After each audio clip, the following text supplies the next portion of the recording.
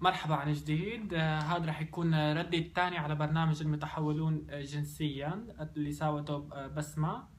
أول شي بدي أقول للمذيعة للآنسة أو المدام بسمة، هلا أنت عم تحاولي تقلدي مثلا وفاء الكيلاني.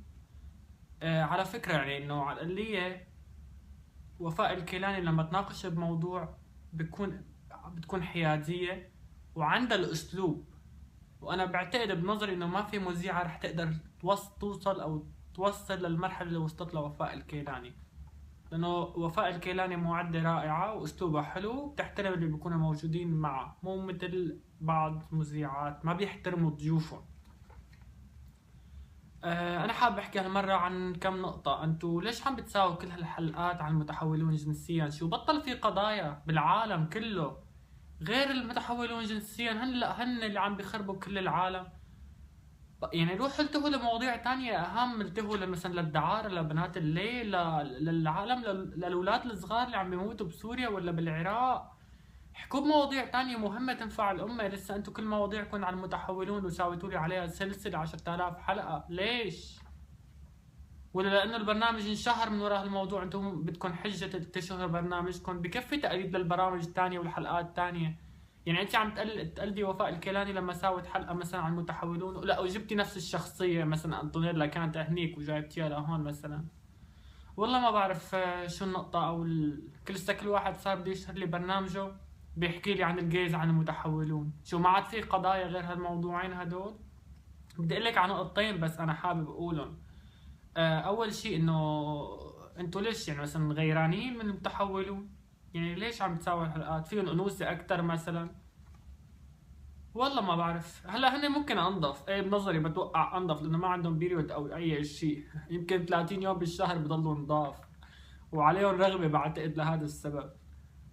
يعني انه ماني فهمان النقطة ليش انتوا ضد كمان. يعني نذكر بالحلقة انه انتوا ضد وبتهاجموا اللي يتبنى اولاد. انه طب انتوا الاولاد بتحبوا يضلوا بالميتم؟ يعني غلط اذا واحد كان بتجوز وحدة متحولة وتبنى ولد؟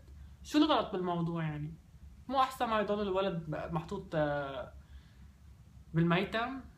ما بعرف شو فكرتكم. ولا حتى يعني لو كانوا جيز متزوجين بعضهم وتبنوا ولد، وين الغلط بالموضوع؟ بالنهاية هاي حرية الشخص. يعني انا حر مثلا، انا مرتبط بشخص او متجوز شخص وتبنينا ولد، انا بعد بنظري ما بعرف، هي بترجع لحرية الشخص، بس انه بنظري عادي. إنه شو المشكلة اذا كنت قادر اني ابسط الولد احسن ما يتم وعايش بالميتم.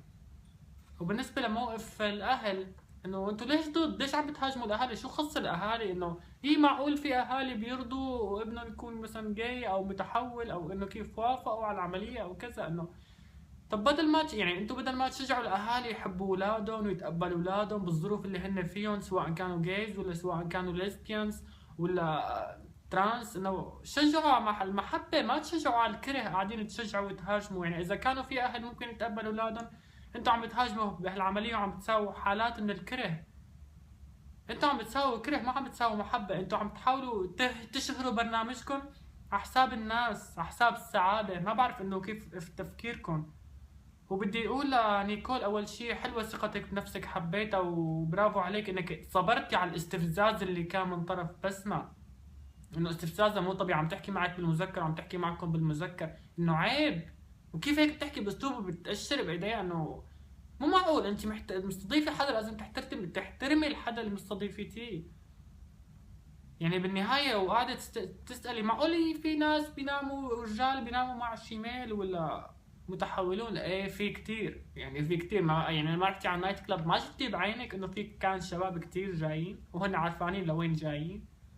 وحتى بالحالة العادية ونيكول فيها أنوثة يمكن أكثر من كتير بنات لسه قاعدة. أنت كمان تطلعي الإيد عريضة الرجل عريضة، ويا شباب تطلعوا إيدها عريضة ورجل عريضة واكتشفوا. يعني هلا بالمنطق أنت بدك الشاب كل ما يتعرف على بنت يلا فرجيني إيديك وفرجيني رجليك وفرجيني أصابعك وفرجيني والله شيء بضحك. انه شو المنطق تبعك هاد؟ ماني فهمان انه بدك مو طبيعي يعني شي بضحك. وعلى فكرة في كتير بنات ما لهم علاقة بالأنوثة، يعني ممكن تلاقي رجل أكبر من رجلي، يمكن تكون نمرة رجلها 43 ويمكن صوتها خشن أكتر من صوتي. إنه هذا ما له منطق. هو على فكرة اللي بده يدفع حق سكس بيكون بيكون تفكيره بس مستوى السكس، يعني ما شايف ابعد من السكس، يعني بيكون عم بدور على يفرغ شهوته وبيدور على الجسد، يعني بمجرد ما انه نام مع البنت وفرغ شهوته وسحب حاله ومشي وما عاد يتذكرها، لانه راح يكون نايم معها كثير وعم يدفع لكثير، فما حيتذكر اللي نايم معه او النايم معه. فانت ليش يعني هي البنت ما أنا مضطره تقول له انا كنت بالماضي ذكر، طب هو خلص اجى جام مع بنت وجسم بنت ونظافه بنت وكل شيء وسحب حاله ومشي. انه ليش ما انا مضطر، انا ما عني ولا بهالموضوع، ما انا مضطر لانه هي عم تشتغل او عم تنام مع شخص لمره واحده او علاقه عابره. بس انا ضدها، لانه ضدها لما تكون بدها تتزوج شخص وما تخبره. ما بعرف، هاي وجهة نظري انا كمان. فما بعرف انت شو النظرة اللي بتفكري فيها او بتحكي فيها اصلا.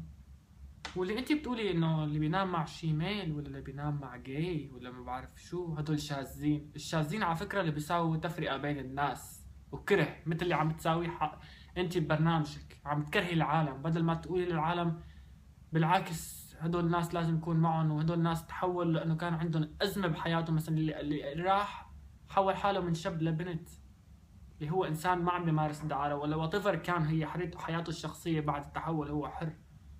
بس انه هدول الناس كان عندهم ظرف وتحولوا، لازم تكونوا معهم مو ضدهم، لازم تخلوا العالم يحبون مو يكون ضدهم.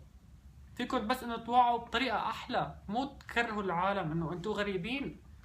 ما بعرف عن جد هذا هو الشذوذ اللي بكره. شوفوا الغرب كيف اللي بيحببوا وبيوعوا الناس وبيعاملون بأحلى أسلوب وبيعطونا حقوق. ما بعرف. وبدي أقول لأنطونيلا ونيكول إنه ما بعرف شو بدي أقول لكم، إني أتشكركم ولا لومكم. يعني إنه أنتم كمان جيتوا نشرتوا غسيل بعض على التي في، بدل ما تكونوا عم تدافعوا على حقوق ال LGBT مع بعض وتكونوا إيد واحدة وتكونوا ضد الناس اللي عم بتهاجمكم فيه. يعني شوفوا هلا قد ايه صار في فيوز على الانترنت وشير للفيديوز تبع الحلقه وتعليقات بلا طعمه، انه خليتوا العالم تحكي اشياء بلا طعمه، انه بدل ما تكونوا ايد واحده.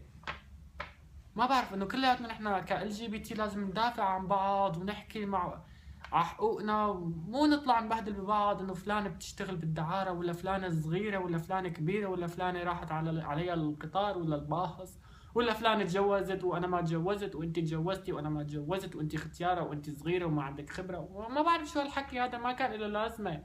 لازم تكونوا ايد وحده انتو. هذا هو رأيي. ما بعرف انا بالنهايه كل هالقصص انه حاسس الحلقة كلها بلا طعمة ما كانت لازم تنعمل أصلا. بس الشاطر اللي ما عنده قضية وبده يشهر برنامجه ويشهر حاله وصار يطلع على كتافنا، على كتاف ال LGBT رايتس. هذا هو تعليقي وشكرا.